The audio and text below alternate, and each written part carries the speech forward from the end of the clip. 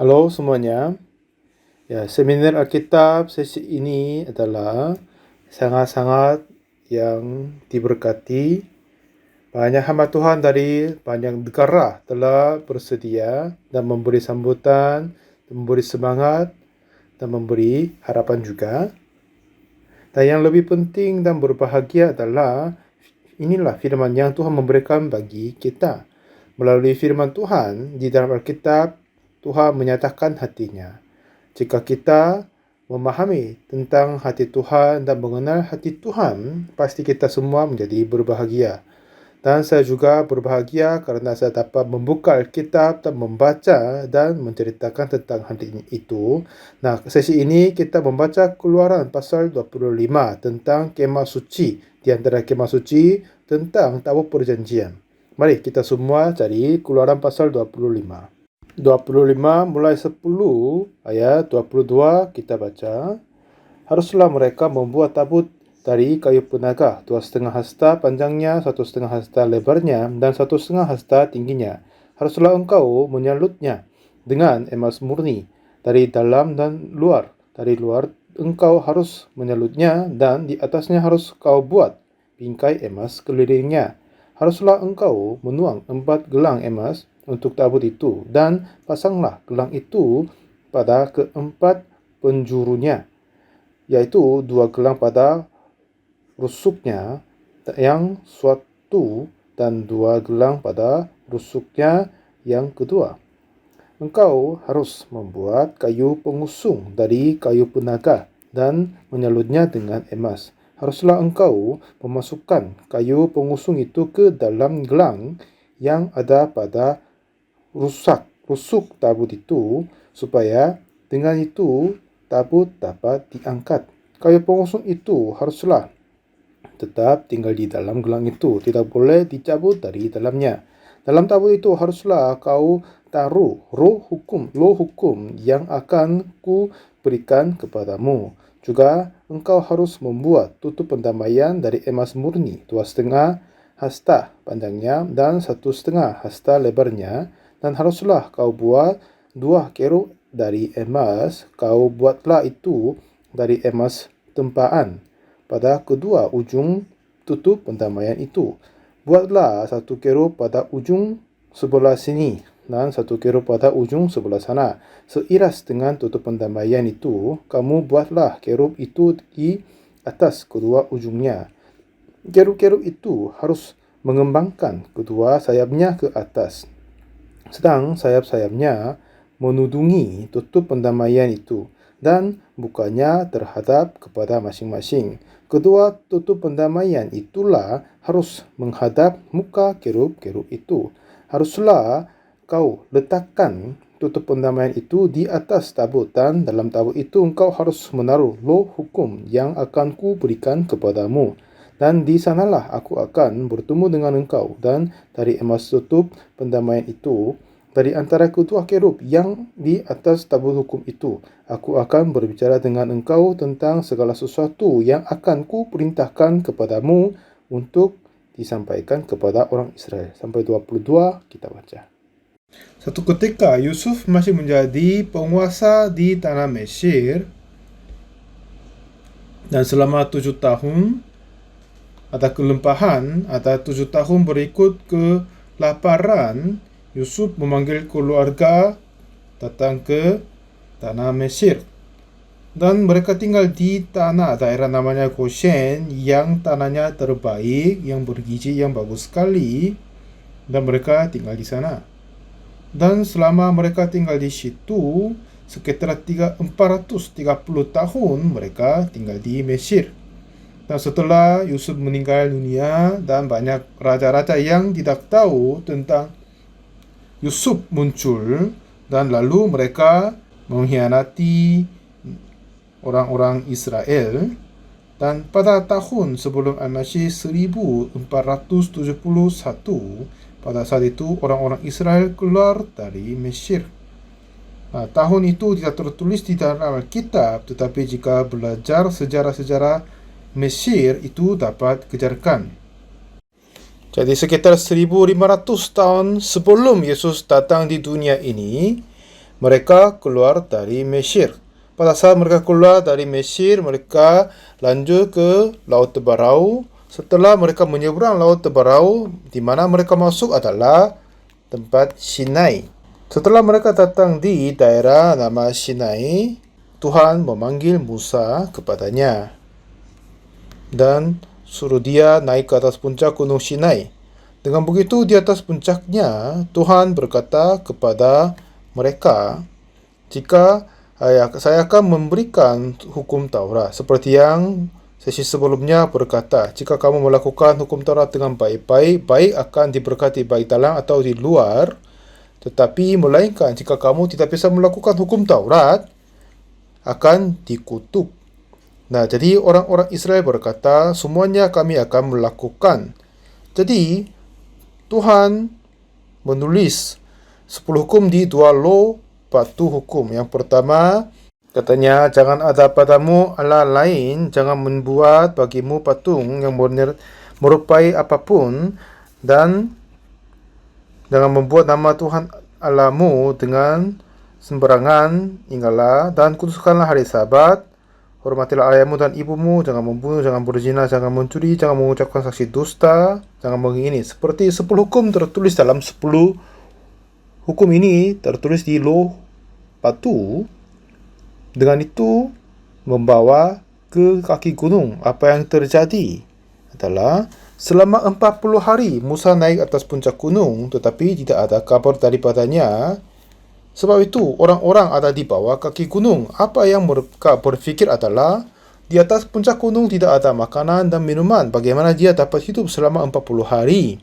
Nah, sekarang kita nggak tahu apa yang terjadi kepada Musa. Kita sudah menunggu 40 hari, kemungkinan dia sudah mati. Jadi, mari kita membuat yang Allah yang dapat memimpin kita. Begitu Harun mengumpulkan emas, kalung, dan yang cincin, dan dengan itu mereka membuat lembu emas. Ya kan? Mereka membuat lembu emas. Dan katanya ini adalah Allah yang menuntun kamu keluar dari Mesir, katanya. Jadi, seperti begitu, Harun mempunyai apa yang dapat mengumpulkan hati orang Israel. Jadi, Tuhan adalah yang menuntun mereka, tetapi dia membuat lembu emas biar memimpin mereka dengan diri sendiri. Jadi pada saat Musa membawa 2 law hukum dengan kedua tangannya dan turun di bawah, dan mereka membuat lembu emas dan bersembahkan di sana dan main-main dan tali di depannya. Jadi Musa langsung melempar 2 law batu hukum dan mematahkannya. Nah, untuk kita menentukan seseorang yang berdosa, kita butuh hukum. Di kasus di Korea, hukum-hukum ini dibuat di DPR, dan semua undang-undang dibuat dari sana kan. Seperti dan mobil berjalan di jalan tol, biasanya kecepatan 100 km per jam. Tetapi beberapa daerah pembatasannya 110 kilo. Dan pada orang-orang yang muda sering maju kecepatan 150, kadang 160 cepat begitu. Jika tidak ada undang-undang, jika dia berkecepatan 1000 atau lebih, enggak masalah. Tidak ditentukan.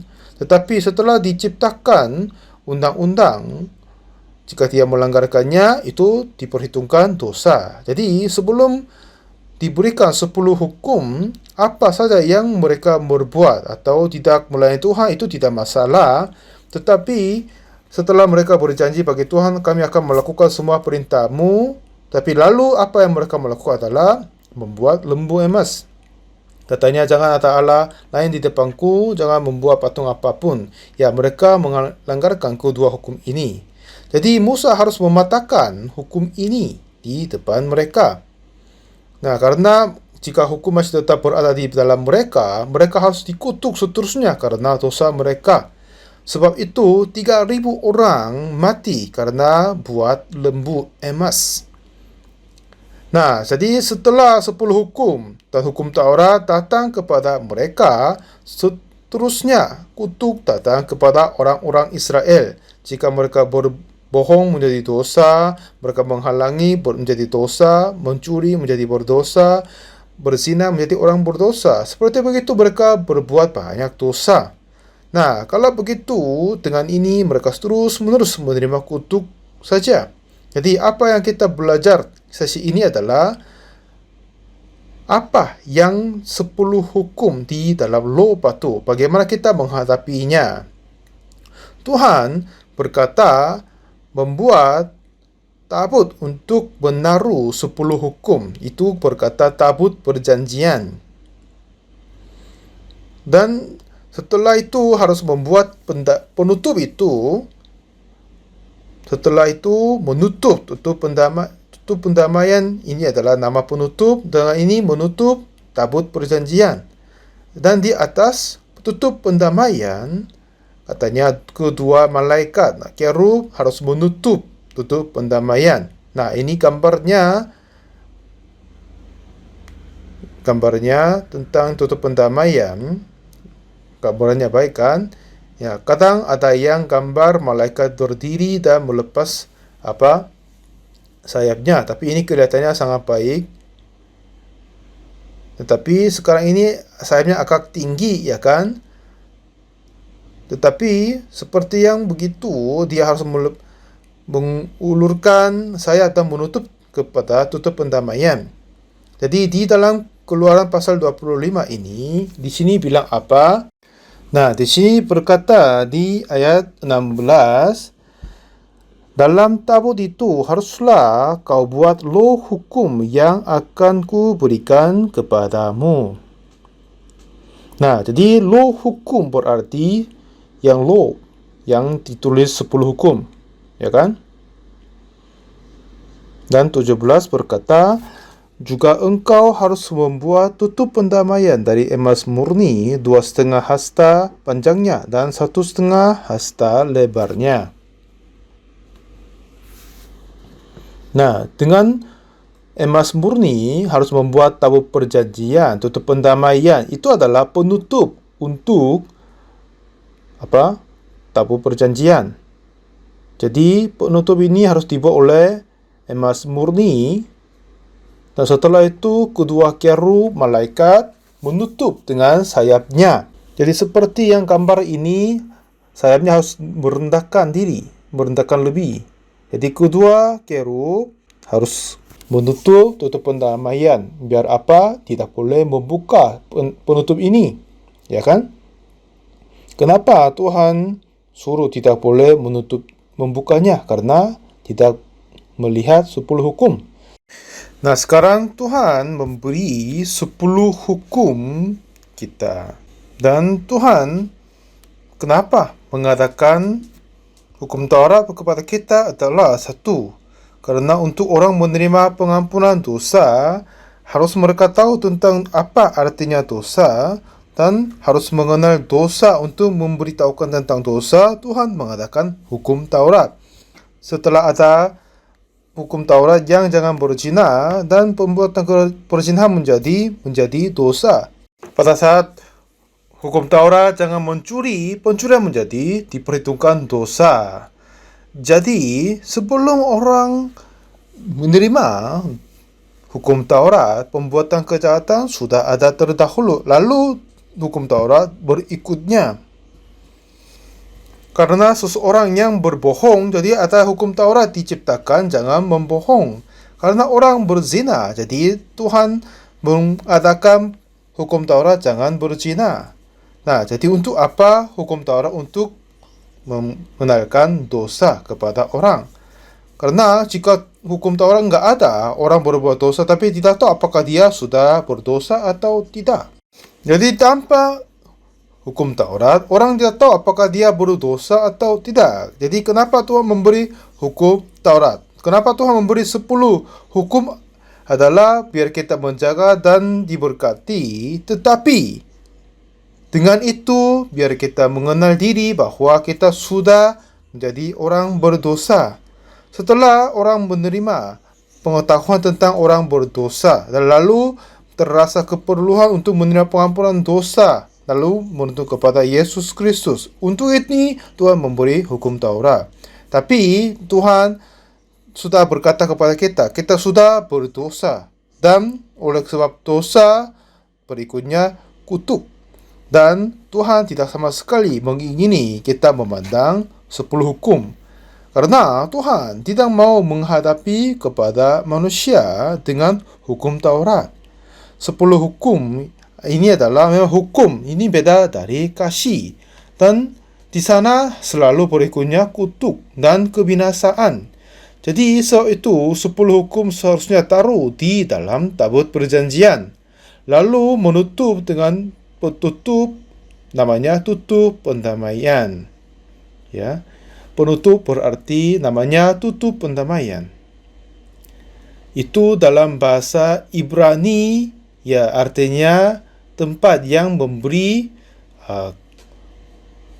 rahmat atau kasih karunia. Dalam bahasa Inggris berkata mercy seat. Mercy seat adalah nama artinya yang tempat yang memberi kasih karunia dan rahmat maksudnya. Nah, kenapa itu bisa menjadi mercy seat, tempat pendamaian dan tempat yang memberi kasih karunia? Karena yang terdahulu Tuhan berkata, tutuplah 10 hukum. Jangan memandang kepadanya. Jangan, tidak boleh memandang dan lupa tentang 10 hukum. Dan jika kamu merasa dan tahu tentang kamu orang berdosa, itu sudah cukup sekali. Dan biar Tuhan tidak mengizinkan kita membuka tutup dan melihatnya. Untuk tidak dapat diperbukakan itu, keru-keru itu menutup dengan sayapnya biar tidak akan dibuka. Tetapi pada saat Nabi Eli di perjanjian lama, dia adalah seorang nabi yang jahat. Anak dia adalah Hofni dan Pinehas. Kedua saja terangkat sebagai imam. Dan pada saat Hofni dan Pinehas bekerja sebagai imam, mereka berbuat banyak dosa kejahatan di dalam kemah suci. Sebab itu mereka adalah imam atau yang ibu perempuan-perempuan yang membantu dan mereka tidur bersama dengannya. Lalu mereka meminta daging yang masih belum dimasak dan diminta kepadanya. Jadi mengabaikan cara untuk mempersembahkan. Jadi kedua anak dari Eli, jadi kedua imam ini adalah orang-orang jahat sekali. Jadi setelah saya menjadi pendeta, jika saya tidak terima hati dari Tuhan, Pak Pendeta pun bisa menjadi sombong, bisa menjadi jahat, dan bisa ada kesempatan menjadi tersesat dan tidak baik. Sebab itu, orang-orang Israel pada saat mereka mengadakan perang bersama dengan Blessed Palestine, tapi sebab mereka sempat kalah, akhirnya mereka membawa tabut perjanjian. Kemungkinan tabut perjanjian ada artinya sudah ada Tuhan, jadi mereka heboh dan mereka semangat. Dan orang-orang Filistin mereka takut. Kenapa orang-orang Israel bersuruh berteriak begitu? Akhirnya terdengar ada tabut perjanjian datang. Lalu mereka takut bahwa ya Tuhan itu adalah Tuhan sesungguhnya, takut sekali. Jadi mereka mau maju, tetapi ada yang berkata kita tidak boleh karena kita akan kalah. Tetapi mereka kalah. Yang pada saat mereka perang bersama dengan Filistin dengan Israel, ya kedua anak dari Eli mati di saatnya dan tabut perjanjian diambil kepada Filistin. Selama 7 bulan tabut perjanjian ini diambil oleh Filistin. Tetapi oleh sebab itu terus mengikuti kutuk, akhirnya mereka mengembalikan tabut ini kepada imamnya, kepada Israel.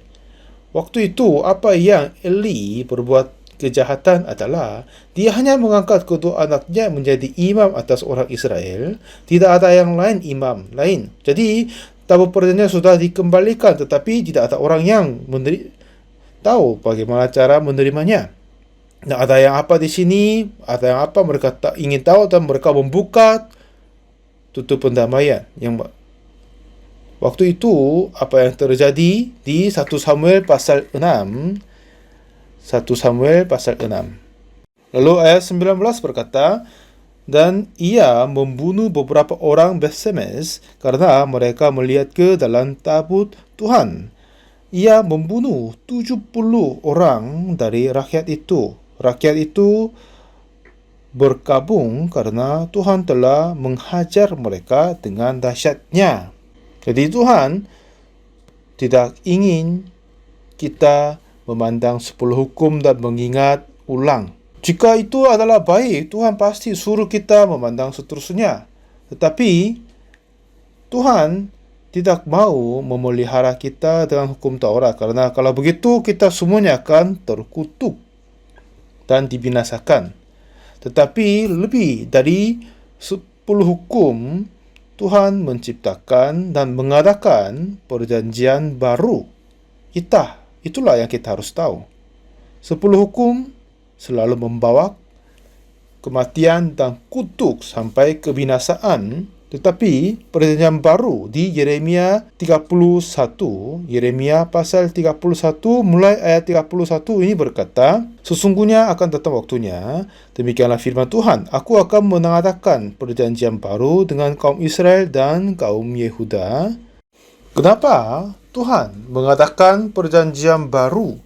Karena yang pertama, maksudnya 10 hukum, jika itu mereka boleh buat, diberkati. Jika tidak, terkutuk. Tapi orang berkata, kami tidak bisa melakukan, jangan memberikan 10 hukum seperti yang begitu. Mereka seharusnya berkata begitu. Tetapi kata mereka adalah, kami akan melaksanakan semuanya. Jadi dengan 10 hukum mereka berjanji dengan Tuhan. Lalu ini dapat dikatakan perjanjian. Dan juga itu berkata tabut perjanjian. Dan Tuhan tidak sama sekali mengingini kita memandang 10 hukum. Akhirnya setiap kali kita memandang hukum Taurat akan membuka dosa ada di dalam hati kita. Dan itu akan memutuskan hubungan dengan Tuhan. Jadi mengingat dosa dan tidak akan bisa bersekutu dengan Tuhan. Jadi Tuhan tidak mau mengatakan begitu. Akhirnya Tuhan tidak suka kita memandang 10 hukum. Jadi Tuhan menutup 10 hukum. Tempat yang hukum Taurat ditutup. Dan nama penutup ini adalah tutup pendamaian. Dan di sanalah Tuhan akan bertemu orang dan berkata kepada orang. Nah, jadi itu dapat berkata mercy seat, tempat yang memberi kasih karunia.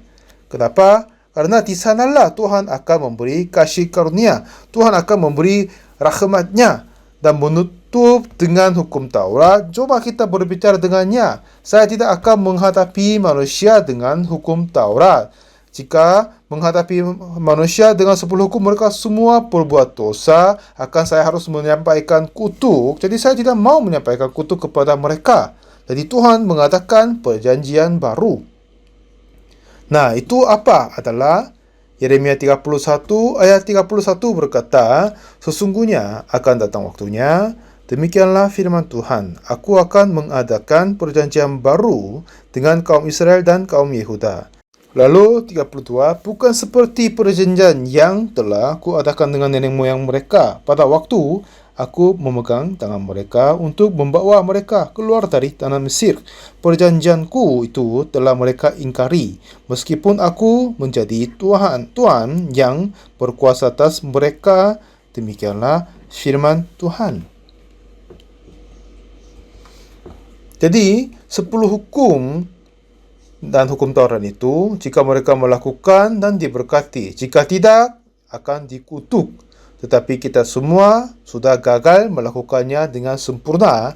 Jadi kita sudah ditentu, dihukum dan dikutuk. Jadi apa yang Tuhan melakukan adalah Tuhan mau memberi perjanjian baru kepada kita. Ini sudah berbeda dari 10 hukum yang terdahulu. Yang perjanjian baru ini adalah 31 ayat 31 yang tadi, sesungguhnya akan datang waktunya, demikianlah firman Tuhan, aku akan mengadakan perjanjian baru dengan kaum Israel dan kaum Yehuda. Nah, perjanjian baru ini bukan seperti perjanjian yang telah kuadakan dengan nenek moyang mereka pada waktu aku memegang tangan mereka untuk membawa mereka keluar dari tanah Mesir. Jadi pada saat mereka keluar dari Mesir, mereka terima 10 hukum. Dan oleh sebab mereka berada di bawah hukum Taurat itu, mereka selalu melanggarkannya. Akhirnya terus dikutuk. Jadi ini selalu membawa kematian dan kutuk. Jadi oleh sebab mereka saling berjanji, jadi Tuhan harus mengutuk mereka. Jadi akan datang waktunya, Dia akan mengganti dengan perjanjian baru, mengatakan perjanjian baru.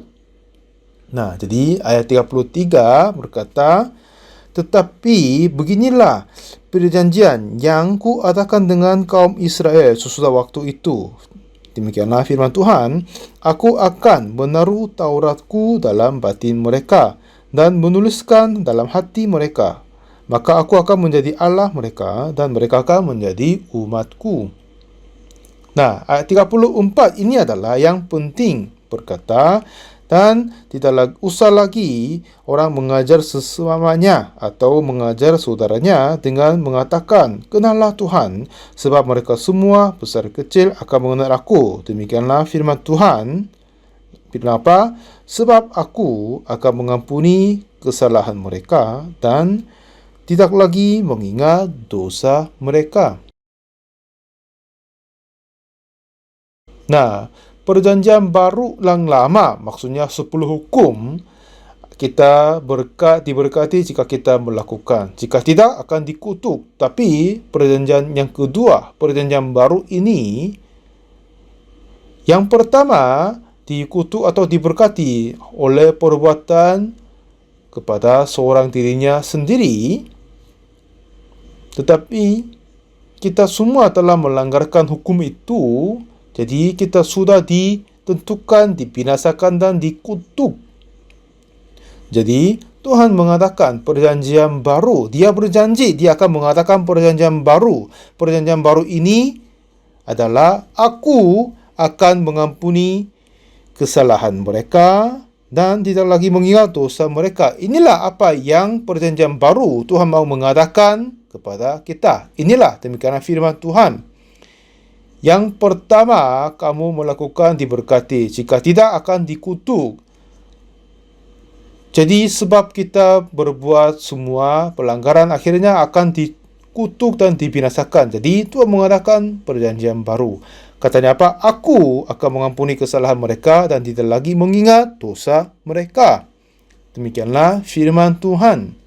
Jadi yang pertama, kita sendiri melakukan baik atau tidak. Jadi diberkati atau kutuk. Tapi kedua ini, ya bagaimana kita berbuat baik atau tidak itu tidak masalah. Tetapi Tuhan sendiri mengampuni dosa kita dan memberkati kita. Inilah perjanjian baru. Dan yang sayang sekali adalah sampai sekarang banyak orang mereka mengetahui tentang 10 hukum yang pertama, hukum dosa dan hukum maut. Tapi yang perjanjian baru, yang kedua ini masih kurang tahu. Jadi banyak orang seharusnya berada di bawah kuasa dosa. Nah, jika kita membaca firman Tuhan melebihinya, di Yohanes pasal 8 ada perempuan tangkap dalam perzinahan. Dan dia tertangkap pada saat dia berzina. Dan ahli-ahli Taurat sama orang-orang Farisi membawa perempuan ini kepada Yesus. Katanya, dalam hukum Musa, ya diperintahkan perempuan ini dilempar batu dan dihukum mati. Apa pendapatmu tentang hal itu? Dan Yesus membungkuk dan menulis dengan jarinya. Nah, kenapa? Perjanjian yang pertama, 10 hukum itu ditulis dengan jari Tuhan di loh batu. Kata Tuhan apa? Pada saat Tuhan menulis 10 hukum, dia menulis dengan jarinya diri. Dan perjanjian kedua, perjanjian baru, ini adalah Yesus Kristus sebagai yang serupa Tuhan Allah, dia menulis di tanah. Tanah ini berarti hati kita. Jadi Tuhan menulis perjanjian baru di dalam hati kita. Itu apa? Aku akan mengampuni kesalahan mereka dan tidak lagi mengingat dosa mereka. Ya, inilah demikianlah firman Tuhan. Jadi perempuan ini tangkap dalam perzinahan. Oleh sebab itu, sebab sesuai dengan hukum Musa, dia harus dilempar batu dan mati. Jadi ahli Taurat, orang-orang Farisi datang mendatangkan perempuan ini kepada Yesus. Ya, perempuan ini tangkap dalam perzinahan. Musa dalam hukum Taurat melemparkan perempuan-perempuan. Demikian, apa pendapatmu hal itu? Jadi, Yesus butuh hukum baru. Hukum Taurat yang lama, sesuai dengan itu, ya, perbuatan kejahatan ditentukan menjadi dosa. Tapi perjanjian yang baru ini adalah, aku akan mengampuni kesalahan mereka dan tidak lagi mengingat dosa mereka. Dan inilah apa yang Tuhan Yesus mengangkat. Jadi Tuhan Yesus membungkuk dan menulis dengan jarinya kedua kali. Seperti 10 hukum juga tulis 2 kali. Pertama tertulis dipatahkan oleh Musa dan Tuhan menulis ulang. Seperti begitu Yesus pun harus menulis 2 kali. Jadi ahli Taurat berkata, Tuhan, Nabi perempuan ini tertangkap basah ketika sedang buat zina. Musa dalam hukum Taurat memerintahkan kita untuk melempari perempuan-perempuan yang demikian. Apakah pendapatmu tentang hal itu? Waktu itu, Yesus menulis hukum Taurat yang perjanjian baru. Aku akan mengampuni kesalahan mereka dan tidak lagi mengingat dosa mereka. Sebab hukum Taurat yang lama, semua orang harus dibinasakan. Jadi Tuhan mengadakan perjanjian baru untuk Yesus menyelamatkan perempuan yang tangkap dalam perzinahan. Ya, dia harus mengganti hukum Taurat, perjanjian baru. Jika menghakimi perempuan ini dengan 10 hukum, dia harus dilempar batu dan mati. Dan Tuhan Yesus mengangkat dan menjadikan perjanjian baru. Aku akan mengampuni kesalahan mereka dan tidak lagi mengingat dosa mereka. Inilah apa? Firman Tuhan. Nah, sebab firman Tuhan ini, perjanjian baru ini dapat ditulis oleh Yesus. Oleh sebab perjanjian baru ini, dengan hukum ini, Tuhan Yesus berkata kepada perempuan, aku pun tidak menghukum engkau. Pergilah dan jangan berbuat dosa lagi mulai dari sekarang. Ya, ini cerita indah sekali, ya kan? Di sini ada 2 hukum. Dan biar kita tidak memandang 10 hukum dan tidak mengingat, dan biar kita memandang perjanjian baru dan ingat, aku akan mengampuni kesalahan mereka dan tidak mengingat dosa mereka. Ini kata siapa? Kata Tuhan. Jadi, sesuai dengan firman itu, janji itu, Tuhan mengutus Yesus Kristus dan dia mati atas kayu salib. Dengan itu, ia telah mengampun semua dosa kita seperti salju, satu kali untuk selama-lamanya. Jadi apa yang kita harus melakukan sekarang ini? Kita tinggal percaya Yesus telah mengampun dosa kita di atas kayu salib. Jadi, sampai sekarang ini, jika kita masih ingin mengikuti 10 hukum dan mengejarkannya, kita akan dibinasakan, dikutuk.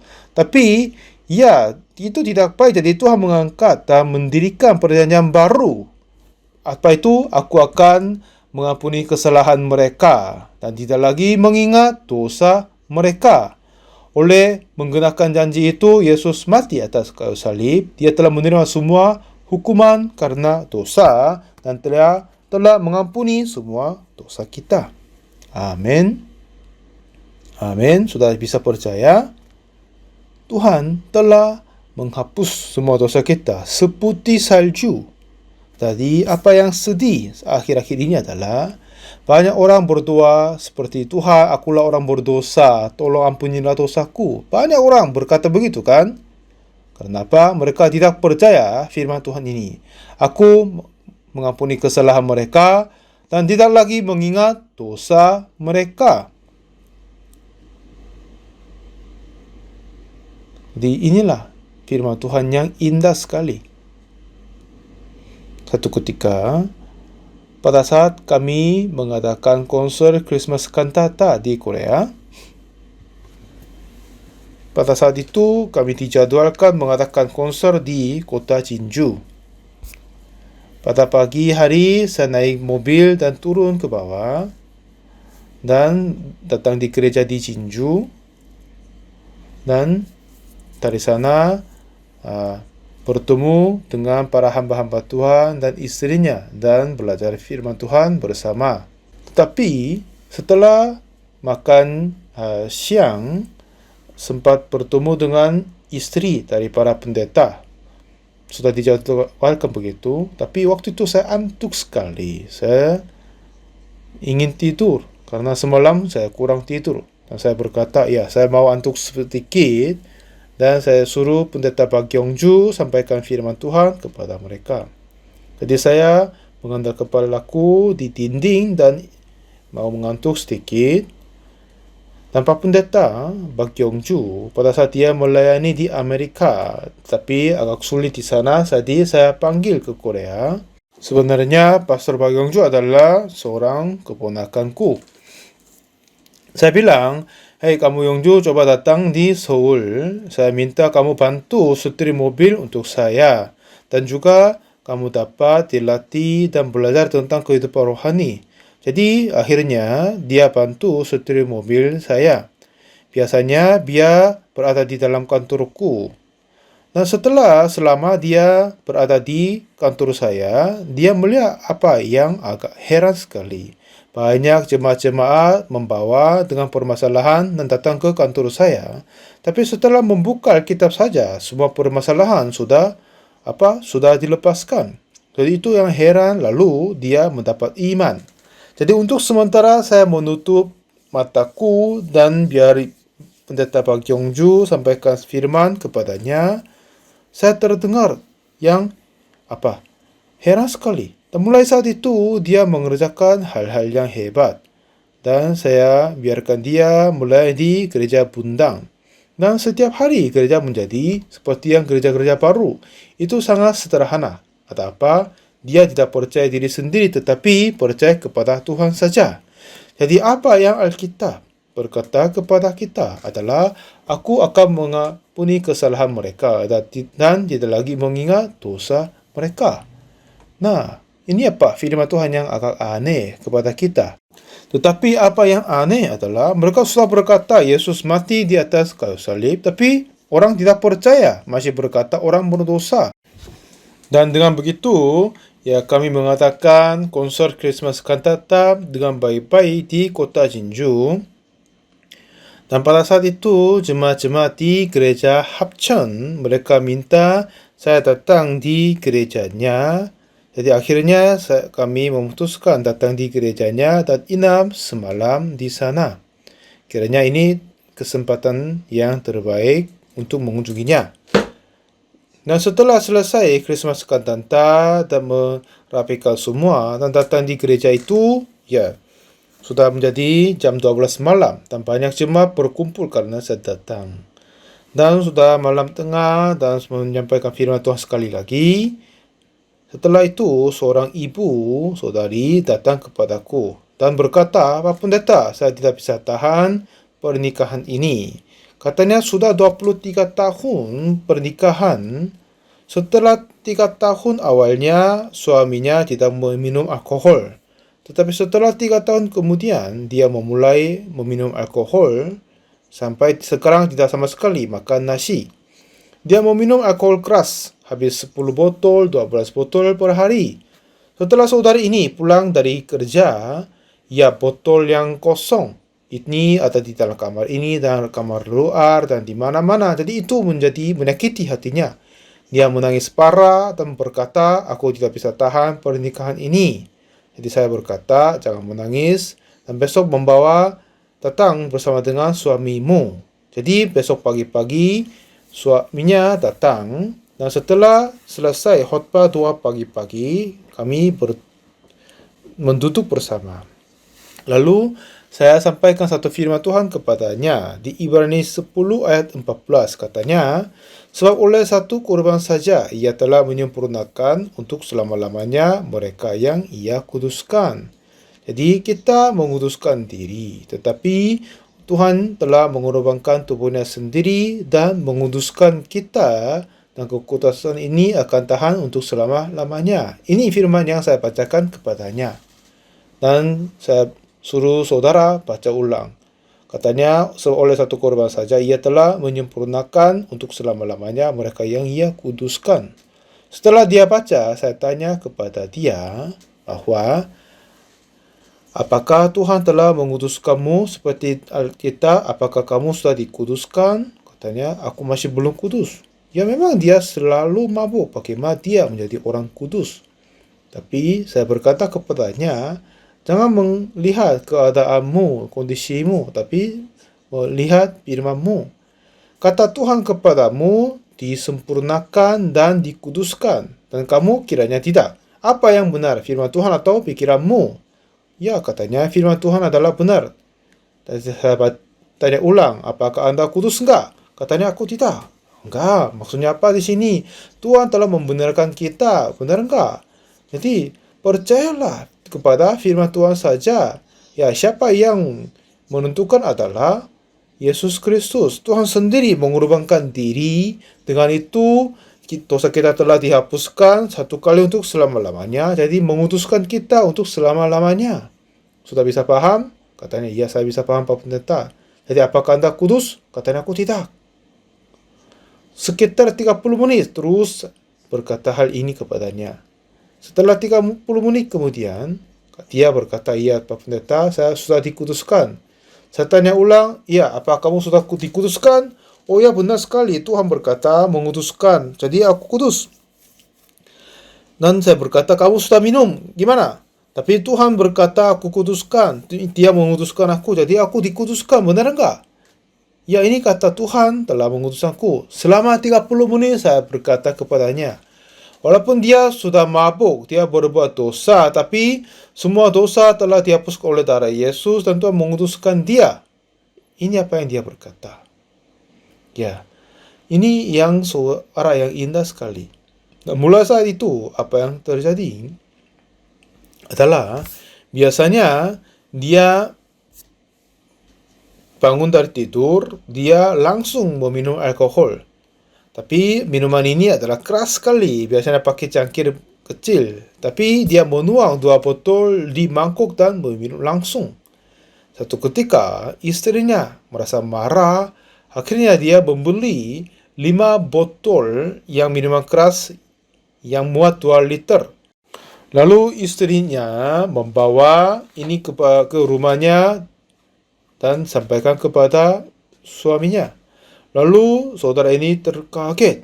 Apa maksudmu? Apakah saya minum dan mati? Oh iya, saya ingin kamu mati. Minum dan mati, katanya. Tetapi dia tidak bisa tahan, tidak mau minum alkohol. Dia sudah lama sekali mencoba untuk tidak meminum alkohol, tapi menjadi sulit, tapi tidak bisa berhenti. Jadi istri ini tidak mau tahan pernikahan. Ya, sepanjang tahun dia mabuk. Apakah bisa mendiskusi, saling ngobrol, itu tidak bisa terjadi. Tetapi setelah saudara ini percaya firman Tuhan, sebab oleh satu korban saja ia telah menyempurnakan untuk selama-lamanya mereka yang ia kuduskan. Oh ya, ini bukan aku, tetapi oleh karena Yesus mati atas kayu salib, dia telah menerima dosaku dan menghapus dosaku. Sebab itu, aku telah dikuduskan dan diselamatkan dan disempurnakan. Ini bukan kataku, kata orang yang lain, tapi kata dari firman Tuhan.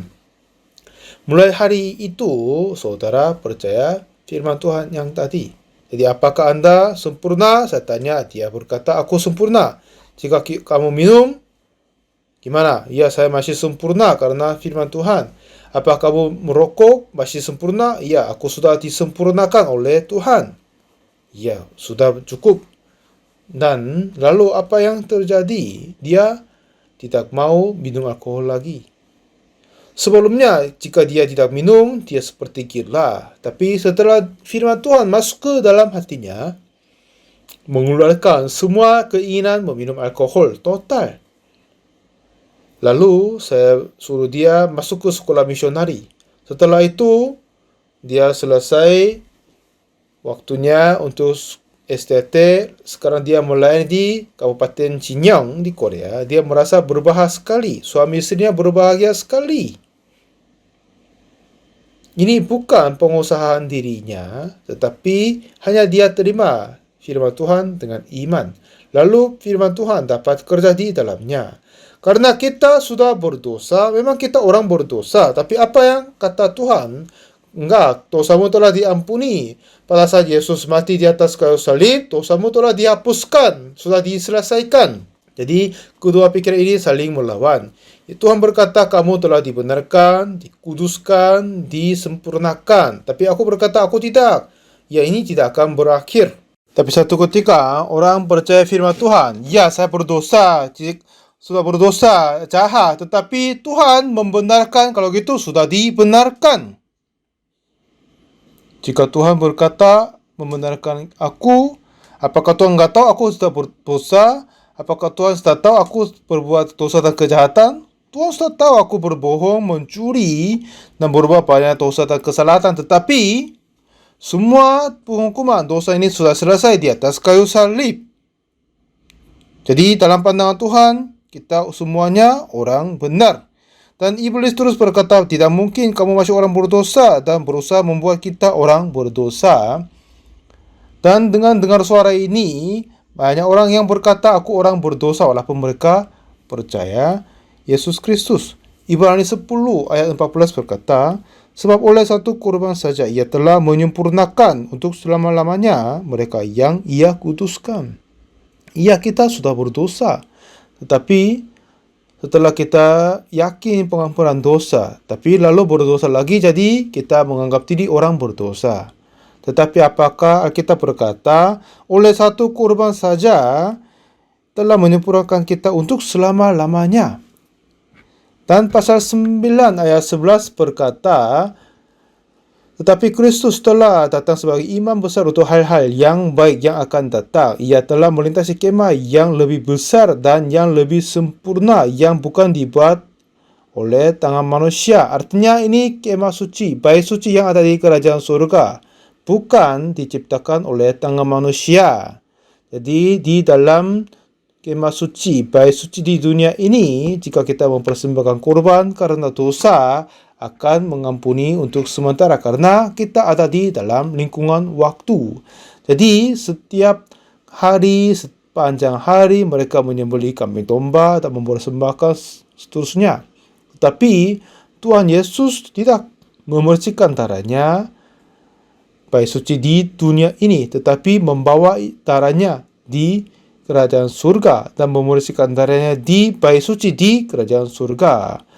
Ya, tapi Kristus telah datang sebagai imam besar untuk hal-hal yang baik yang akan datang. Ia telah melintasi kemah yang lebih besar dan lebih sempurna, yang bukan dibuat oleh tangan manusia. Artinya, bait suci yang ada di dalam kerajaan surga. Karena di sana tidak diciptakan oleh tangan manusia, kan? Nah, dengan itu, ayat 12, dan ia telah masuk satu kali untuk selama-lamanya ke dalam tempat yang kudus, bukan dengan membawa darah domba jantan dan darah anak lembu, tetapi dengan membawa darahnya sendiri. Lalu apa? Dan dengan itu ia telah mendapat kelepasan yang kekal. Jadi di kerajaan surga semuanya untuk selama-lamanya.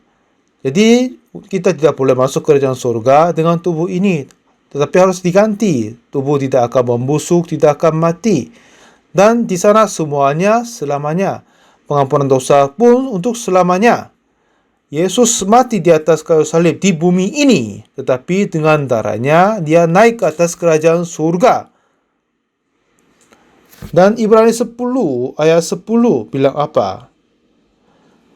Dan karena kehendaknya inilah kita telah dikuduskan satu kali untuk selama-lamanya oleh persembahan tubuh Kristus Yesus.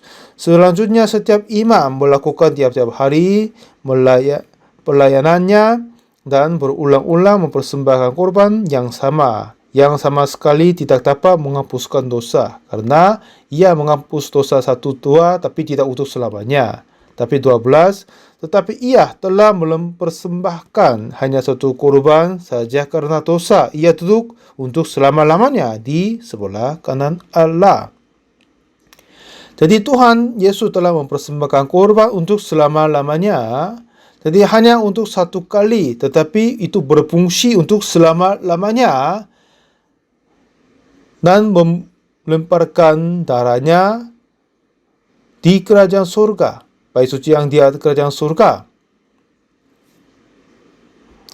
Dan sekarang ia hanya menantikan saatnya di mana musuh-musuhnya akan dijadikan tumpuan kakinya. 14.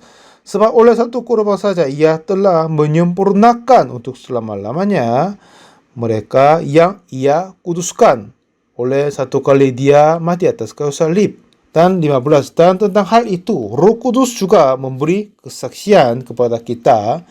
Sebab setelah ia berfirman, inilah perjanjian yang akan kuadakan dengan mereka sesudah waktu itu. Ia berfirman pula, aku akan menaruh hukumku di dalam hati mereka dan menuliskan di dalam akal budi mereka. Dan aku tidak lagi mengingat dosa-dosa dan kesalahan mereka.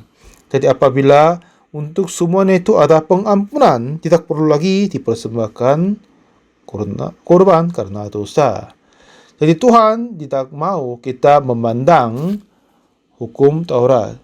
Jadi Roma 8 berkata juga, demikianlah sekarang tidak ada penghukuman bagi mereka yang ada di dalam Kristus Yesus. Roh yang memberi hidup telah memerdekakan kamu dalam Kristus dari hukum dosa dan hukum maut. Hukum dosa dan hukum maut berarti hukum Taurat dan 10 hukum dan menentukan dosa membuat orang menjadi orang berdosa. Tetapi roh yang memberi hidup, adalah seperti dijadikan oleh tangan Yesus Kristus. Ini tidak akan hasil dari perbuatan kita sendiri. Waktu kami kecil, ada pertandingan di sekolah. Dan anak-anak lari untuk menang. Satu ketika ada pertandingan lari bersama dengan ayahnya. Dan ayah pegang tangan anak dan lari-lari. Tetapi anak ini terlambat, jadi tidak kejar ayahnya. Lalu ayah menggendong anak dan lari dan menjadi berjuara nomor 1. Nah, seperti siapa yang lari adalah ayahnya. Sepertinya begitu. Hukum yang pertama, kita diberkati atau dikutuk karena perbuatan diri sendiri. Tetapi perjanjian kedua, perjanjian baru, tergantung kematian Yesus Kristus. Dan kematian Yesus menjadi kematian kita. Pada saat itu, semua dosa kita sudah dihapuskan. Itulah yang apa kita percaya. Amin. Dan kematian Yesus di atas kayu salib, ia telah mengampun semua dosa kita satu kali untuk selamanya. Ibrani kita baca itu adalah ceritanya begitu. Pada saat Yesus mati atas kayu salib, mengampun dosa kita untuk selama-lamanya. Semua dosa kita telah diakhirkan oleh di atas kayu salib. Tidak lagi dosa tertinggal bagi kita. Kita sudah dibenarkan, dikuduskan, dan disempurnakan. Sudah mengucap amin, sudah bisa percaya, percayalah kayu salib Yesus Kristus. Dia telah memerdekakan kita dari dosa. Kami memuji Tuhan dengan mengucap haleluya. Mari kita berdoa. Tuhan, Bapa yang kudus yang mengasihi kami, sesungguhnya Engkau telah tutup pendamaian biar orang tidak bisa memandang 10 hukum. Melainkan oleh kematian Yesus atas kayu salib membantu kami bisa percaya kebenaran kami. Kami selalu berkata kami orang berdosa karena ditipu oleh iblis. Tetapi kami memandang darah Yesus atas kayu salib. Dari sana semua dosa kami sudah dihapuskan. Yang penting adalah Engkau telah berkata dosamu telah diampuni, aku telah membenarkanmu. Terima kasih banyak, kami tetap percaya. Jika Engkau membenarkan, kami sudah dibenarkan. Tidak lagi kami bukan hamba dosa, tetapi hamba-Mu Tuhan. Kami percaya firman ini, dan kami sudah menerima pengampunan dosa. Dan dengan ini kami sudah menjadi anak-Mu Tuhan. Dan kami dapat hidup dalam berkat-Mu Tuhan. Dan saudara Sim Hong Sep itu, pada saat dia percaya firman Tuhan, dia tidak lagi mempunyai keinginan minum alkohol, tapi Yesus datang ke dalam hatinya, kerjakan kepada dia. Dan di dalam syukuran, dia hidup dengan berbahagia. Tolong memberkati dia juga. Terima kasih banyak. Kami berdoa dalam nama Tuhan Yesus Kristus. Amin. Baik, terima kasih banyak semua.